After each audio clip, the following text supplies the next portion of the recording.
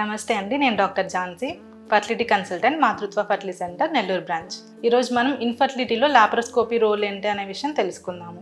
Laparoscopy అంటే ఏంటి, ఇది ఏ పేషెంట్స్కి మనము అడ్వైస్ చేస్తూ ఉంటాం అనేది ఈరోజు ఈ విషయం మనం తెలుసుకుందాము. యాక్చువల్లీ ఇన్ఫర్టిలిటీ కపుల్ అంటే ప్రెగ్నెన్సీ కోసం ట్రై చేసే కపుల్స్కి చాలాసార్లు న్యాచురల్గా ట్రై చేసి కూడా ప్రెగ్నెన్సీ రాలేదు, లేదా 5-6 సైకిల్స్ ఐయుఐ ట్రై చేసి కూడా వాళ్ళకి ప్రెగ్నెన్సీ రాలేదు అంటే మనం వాళ్ళకి డయాగ్నోస్టిక్ లాప్రోస్కోపీ అనేది సజెస్ట్ చేస్తాము. ఏదైనా చాక్లెట్ సిస్ట్ లేదా ఎండోమెట్రియోటిక్ సిస్ట్ ఉంది, ఓవరీస్లో ఫైబ్రాయిడ్స్ ఉన్నాయి, లేదా ట్యూబల్ టెస్ట్ హెచ్ఎస్జీలో ఏదైనా ట్యూబ్స్లో బ్లాక్ ఉందని తెలిసినప్పుడు మనం ఇది లాప్రోస్కోపీ అనేది సజెస్ట్ చేస్తాము. లాప్రోస్కోపీ చేసే ముందు అంటే వాళ్ళకి మత్తు ఇచ్చి అనస్థీషియాలో చేస్తాం, జనరల్ అనస్థీషియాలో. సో పేషెంట్ ఫిట్నెస్ అనేది మనం చూసుకోవాలి, ఫిట్గా ఉన్నారా లేదా అనస్థీషియా ఇవ్వడానికి అని.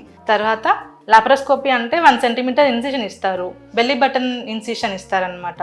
బటన్ హోల్ ఆపరేషన్ అంటారు కదా, అదే లాప్రోస్కోపీ. కెమెరా వేసి చూస్తాము లోపల. ఇందులో మనం ఏం చూస్తామంటే యూట్రస్ ఎలా ఉంది, సైజ్ ఎలా ఉంది, ఏదైనా స్వెల్లింగ్స్ ఉన్నాయా అని చూస్తాం. అంతేకాకుండా ట్యూబ్స్ చూస్తాము, ట్యూబల్ ఎవాల్యుయేషన్, ట్యూబ్స్ ఓవరీస్ ఎలా ఉన్నాయి. పీసీఓడి పేషెంట్స్కి సిస్ట్ ఉంటాయి కదా, అదే ఒకే సిట్టింగ్లో లాప్రోస్కోపిక్ ఓవరీన్ డ్రిల్లింగ్ కూడా సేమ్ సిట్టింగ్లో చేసుకోవచ్చు. సో పీసీఓడి పేషెంట్స్కి లాప్రోస్కోపిక్ డ్రిల్లింగ్ మనం అడ్వైస్ చేస్తూ ఉంటాము. అంతేకాకుండా ఏదైనా ఎండోమెట్రియోటిక్ స్పాట్స్ ఉన్నాయా అనే విషయం కూడా మనం దీంట్లో డైరెక్ట్గా అబ్జర్వ్ చేయొచ్చు. సో దీనిలో మనం ఏం చూస్తామంటే మెయిన్గా యూట్రస్, ట్యూబ్స్, ఓవరీస్ ఎలా ఉన్నాయి, వాటి రిలేషన్ ఎలా ఉంది, అనటామికల్గా కరెక్ట్గా ఉన్నాయా లేవా, ఇవన్నీ మనం చూసుకోవచ్చు. అంతేకాకుండా డయాగ్నోస్టిక్ లాప్రోస్కోపీతో పాటు హిస్ట్రోస్కోపీ కూడా చేస్తుంటాము.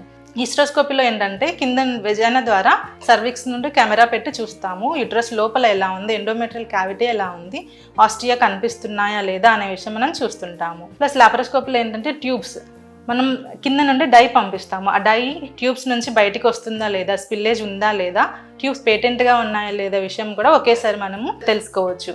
అంతేకాకుండా ఏదైనా మైనర్ ఇష్యూస్ చిన్న చిన్నవి ఏమంటే సేమ్ సిట్టింగ్లో మనం కరెక్షన్ కూడా చేసుకోవచ్చు. చేసుకుంటే పేషెంట్స్కి మంచిది.